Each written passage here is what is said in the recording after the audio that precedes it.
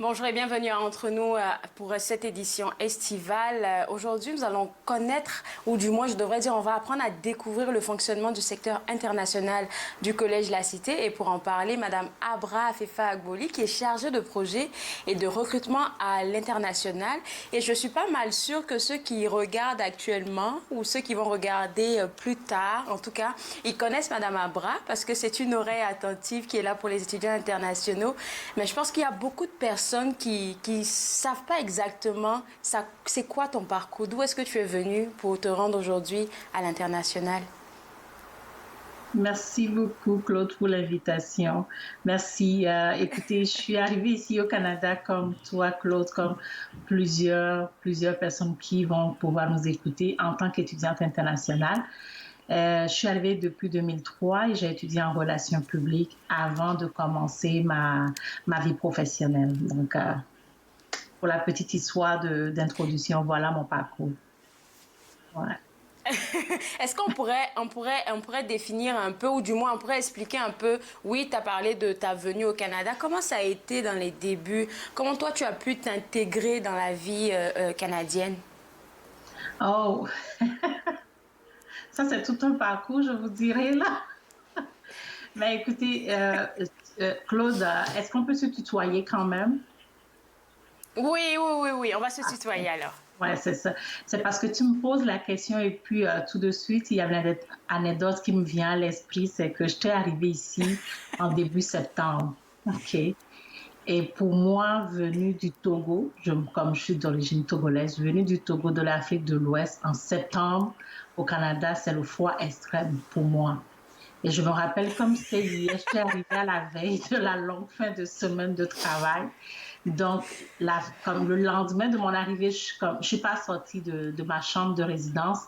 Et la journée d'après, j'étais sortie, mais très bien habillée parce que j'avais froid. J'avais mon manteau d'hiver que mon père m'avait acheté dans la friperie à Lomé. En J'avais mon automne, hein? manteau d'hiver, comme mon manteau, un vrai manteau d'hiver là, avec tout ce que tu peux imaginer comme accessoire d'hiver qui vient avec. Et puis, arrivé en classe, tout de suite, mon coordonnateur de ce moment, Monsieur Jean-Maurice Lafont, il me regarde et puis, toi, tu viens d'arriver, hein? Je suis comme, ouais, ouais, je viens d'arriver. Dans ma tête, j'ai fini la phrase, je suis comme, et j'ai très froid. Oh Et là ça, c'était là, oh en là là. Et puis je pense que c'est un septembre. Donc, défi que tous le les parcours n'a étudiants pas été, internationaux ont, hein? ouais, mais ouais. Mais, ouais. Mais vous savez quoi?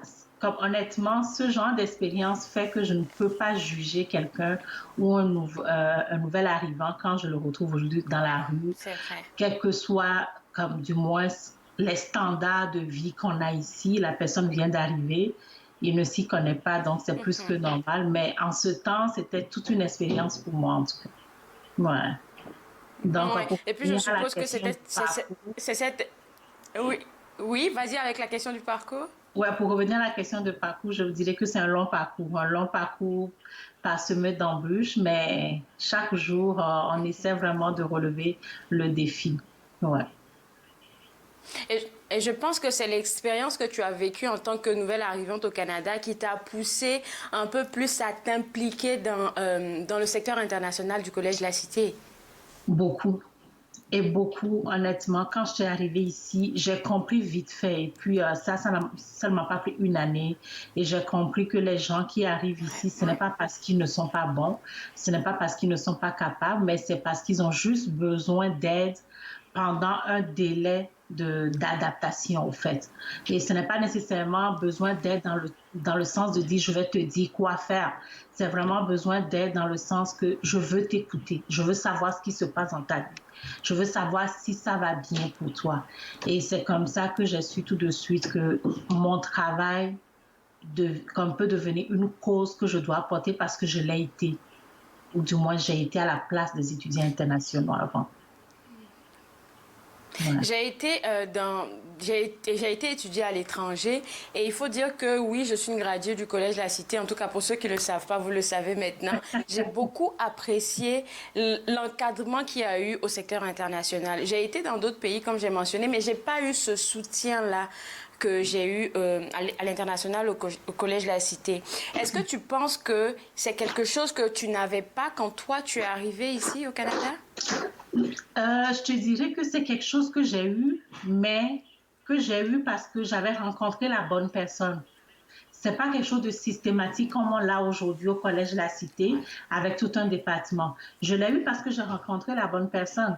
Je me rappelle, c'était une madame Linda Tomlin et puis une pensée spéciale pour cette madame encore une fois pendant que je te parle du moins.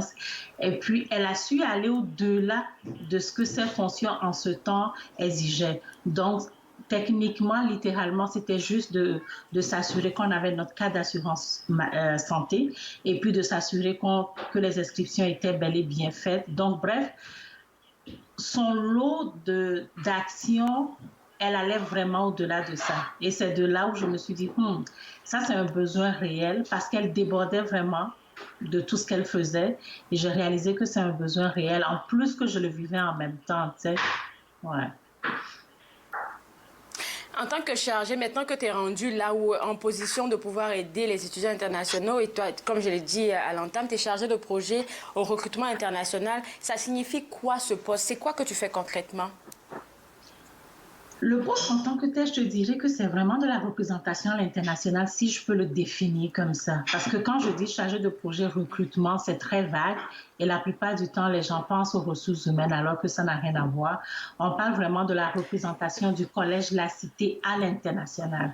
Donc, étant dans le domaine de l'éducation, bien sûr, ça consiste surtout à pouvoir faire mieux connaître le collège dans les communautés, surtout à l'international. Donc, je parle de les écoles, les lycées dans les pays qu'on représente, du moins qu'on couvre, donc les pays francophones, le Maghreb, quelques pays d'Europe également et les pays de l'Afrique de l'Ouest et centrale. Donc, c'est de faire également des salons. Donc, ce sont des événements d'éducation où on parle du système d'éducation canadien et au-delà de ça également, on essaie de regarder les critères d'admission de nos étudiants. Quand on parle de recrutement à l'international, tu as parlé de toutes tes tournées. Là, je pense qu'on a quelques photos qu'on va voir au fur et à mesure qu'on parle. Quand vous allez représenter, quand tu vas même souvent, ben, vous partez en équipe souvent, c'est ce que je sais. Oui. Quand vous partez représenter le Collège La Cité dans d'autres pays qui ne vous connaissent pas sûrement, comment ça se fait? Comment c'est accueilli là-bas? Mais honnêtement, une chance qu'on représente le Canada, ça il faut se le dire, parce que le Canada jouit vraiment de cette image à l'international, surtout ce privilège-là. Ouais. Exactement. Quand on parle d'un pays de savoir, le Canada est très bien situé à l'international, est très bien vu. Donc en partant, quand tu te présentes comme étant une représentante d'une école canadienne, c'est très bien perçu. On n'a pas du tout de problème dans ce sens. Je pense que le défi se présente seulement, ou du moins souvent, quand on est avec des institutions françaises. On le sait très bien, les pays francophones, surtout en Afrique de l'Ouest, ont une grande influence de la France. Donc, c'est difficile parfois pour les parents de trancher entre le Canada et la France en termes de destination d'études pour leurs enfants. Donc, c'est là où le défi se présente. Mais sinon, c'est assez bien vu, c'est assez bien reçu également. Et c'est quoi les questions que tu as parlé des parents, c'est quoi les préoccupations de ces parents-là quand ils viennent vous voir à vos différents stands? Ouais. Je vais commencer par le volet parents parce que je suis une mère et puis je sais ce que c'est, la distance. Il n'y a aucun pays, ou du moins la plupart des pays qu'on représente sont très loin du Canada, donc la distance. Quand on parle de destination comme la France comme destination d'études, c'est facile pour un parent de la Côte d'Ivoire d'aller voir son enfant le plus souvent possible en France. Mais quand on parle de venir étudier au Canada, ça devient tout un défi pour le parent. Donc la plupart du temps, les parents vont signifier cette inquiétude. Au-delà de ça, on regarde... Exactement. Au niveau du Collège La Cité, nos conditions d'admission sont relativement flexibles.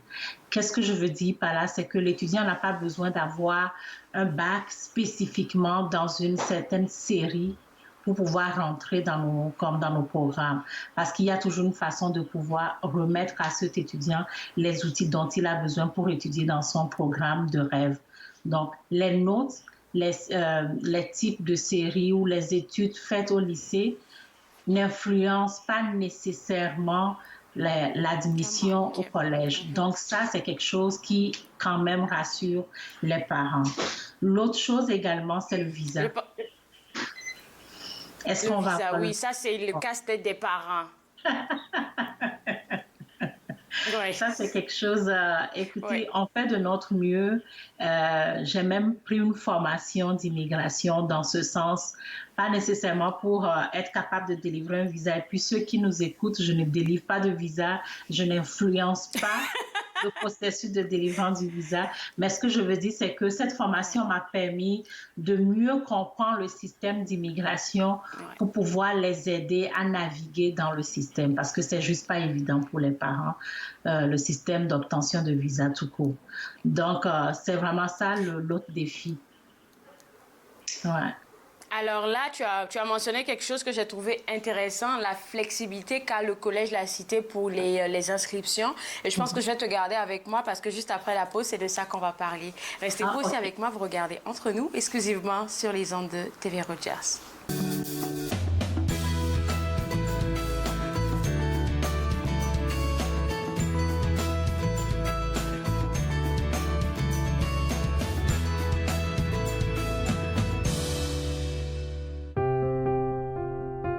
Les commerces, les restaurants et les services locaux d'Ottawa font partie importante de notre tissu urbain.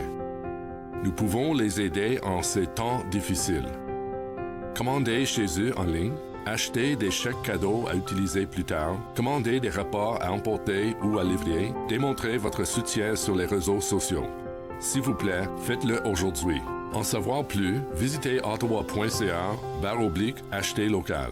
I'm Mallory, and I was walking home one night when an impaired driver hit me. He had been overserved in 2 bars before getting behind the wheel. If the servers would have called him a cab instead of serving him more alcohol, my life would be the same as what it used to be. I think servers play the biggest role in keeping us safe because it's up to them what state the person's in when they leave. Refusing service isn't personal, it's the law. Notre prochaine émission d'Encore jeune, saison estivale, nous recevons une jeune femme qui a beaucoup de bagou et qui a la parole extrêmement facile, Claude Andrea Bonny. Encore jeune, édition estivale, dimanche 19h sur TV Rogers. De retour à Entre nous, estival, exclusivement sur les ondes de TV Rogers. Je suis toujours avec la chargée de projet au recrutement international du Collège La Cité, Madame Abra, que tout le monde connaît. Et en tout cas, les gens qui sont passés par le Collège La Cité. Et tu as mentionné le fait que vous alliez à l'international, comme j'ai dit, pour aller faire du recrutement. On a eu quelques photos à voir tout à l'heure. J'espère qu'on va les revoir encore. Mais je voulais te demander, jusqu'à date, tu as fait combien de pays? J'étais curieuse de savoir. Oh, OK, bonne question. On recrute, du moins, nos étudiants internationaux viennent de minimum 10 pays, minimum. Et quand je dis minimum, on peut aller entre 10 et 15 actuellement. Ouais, donc, ouais, une dizaine. Ouais. C'est beaucoup, ça c'est demandant, je dirais, parce que c'est toujours de nouvelles personnes que tu rencontres, c'est une nouvelle culture, puis il faut trouver le juste milieu là pour s'adresser à ces personnes-là. Mais je pense que, Claude, honnêtement, je pense, ce n'est écrit nulle part et puis on n'a pas de manuel pour travailler dans le domaine de l'éducation internationale. Mais je pense que c'est un très bon point dans le sens de la diversité. Honnêtement, je suis assez privilégiée pour rencontrer tout ce monde de tous les pays, du moins de n'importe, quelle que soit l'origine, je suis assez chanceuse pour les rencontrer sans pour autant aller chaque fois dans ce pays en question. Et ce que ça me permet de dire aujourd'hui, c'est que ces étudiants, quelle que soit leur origine, ils ont juste besoin de se faire écouter.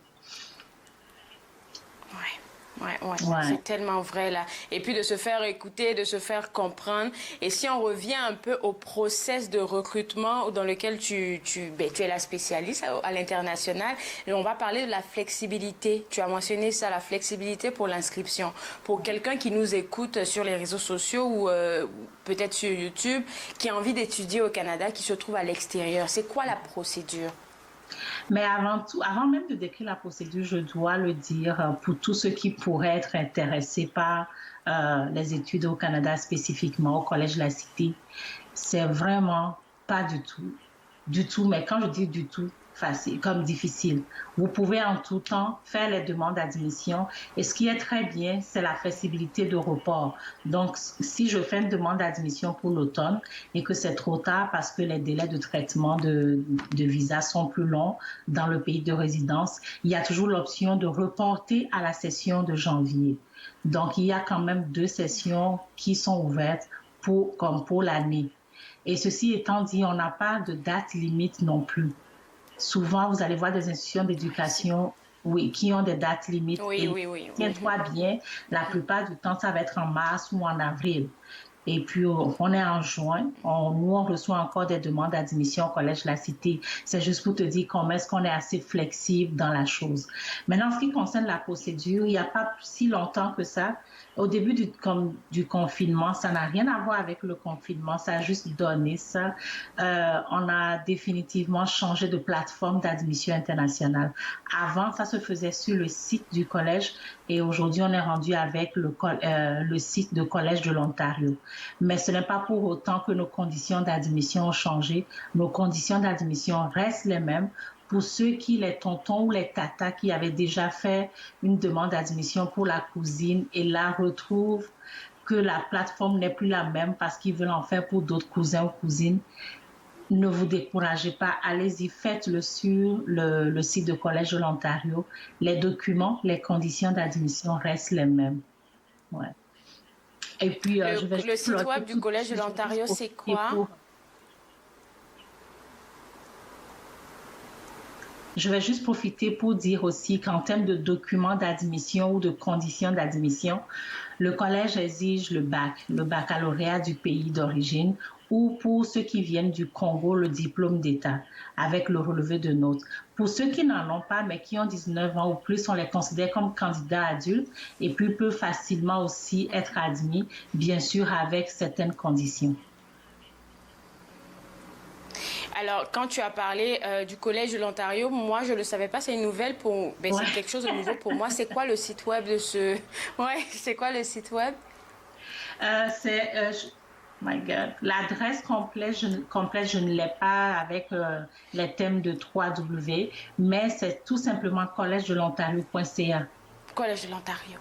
Oui, Collège de l'Ontario. Parfait. Donc, ça sera www.collège-de-l'Ontario.ca ou même si les gens ont envie d'avoir plus de ressources, peut-être aller sur le www.collègelacité.ca. Comme ça, au moins, ils auront les outils qui vont les rediriger directement sur le site web du Collège de l'Ontario. Exactement. J'aimerais qu'on revienne... C'est par un programme. Il peut aller sur le programme. Et puis, il va voir l'onglet m'inscrire en tant qu'étudiant international. Et dès qu'il clique sur cet onglet, ça le redirige automatiquement vers le site du Collège de l'Ontario.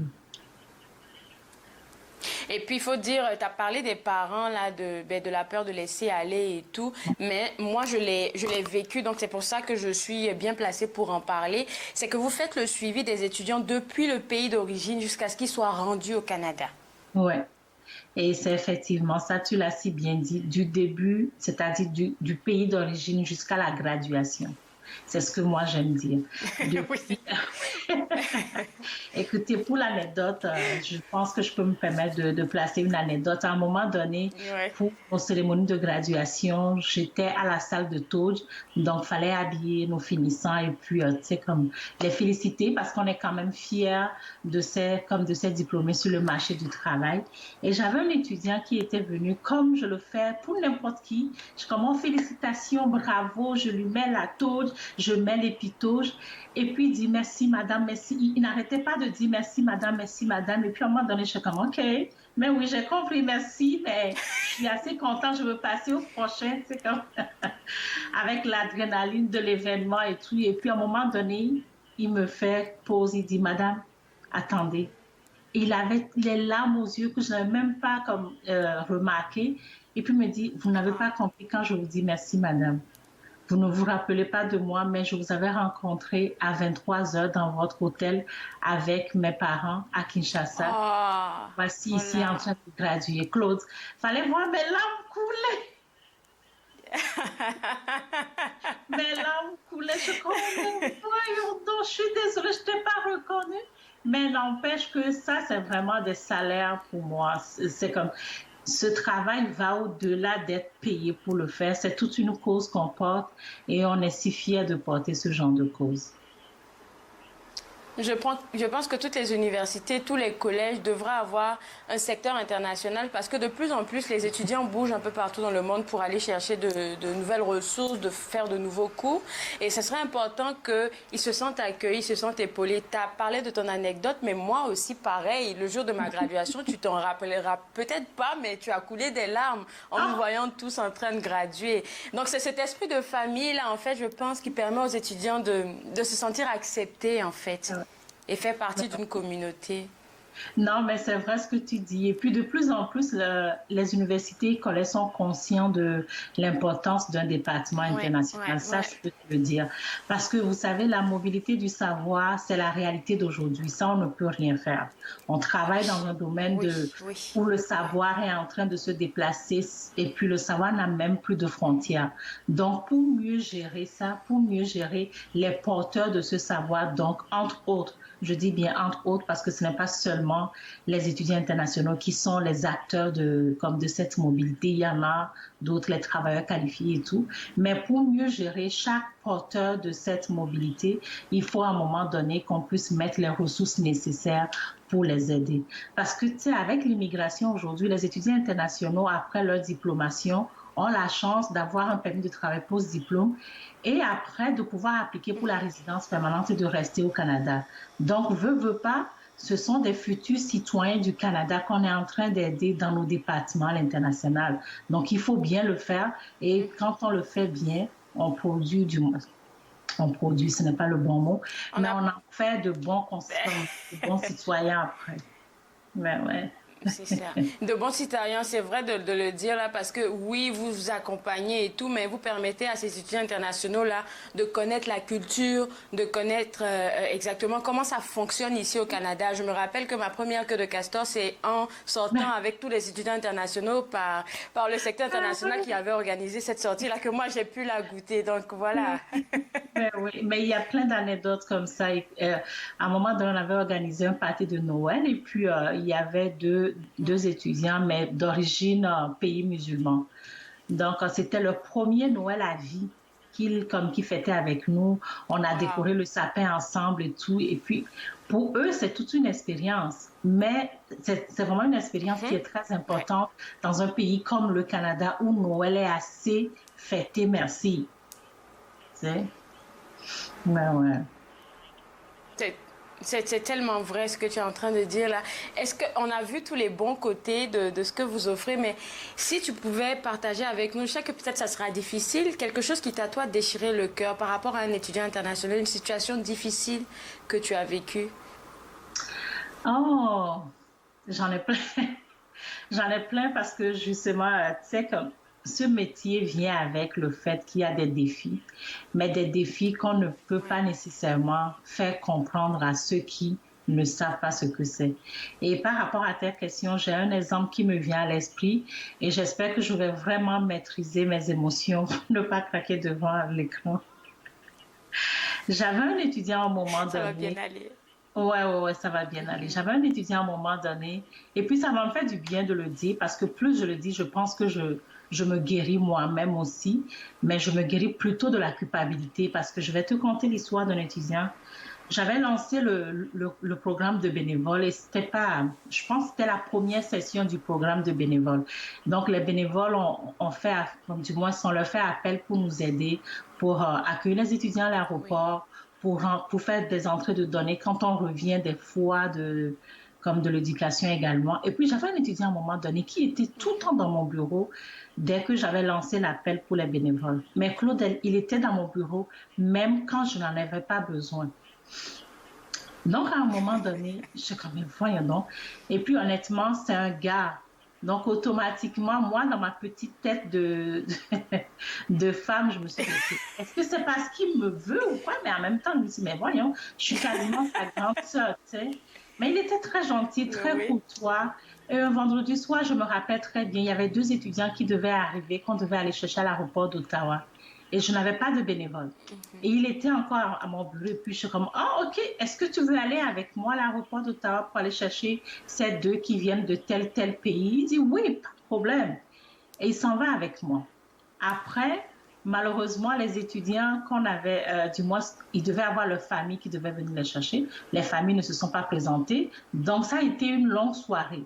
J'ai fini à l'aéroport, le temps de pouvoir chercher les taxis et tout. Il était 20 heures, même 21 heures passées.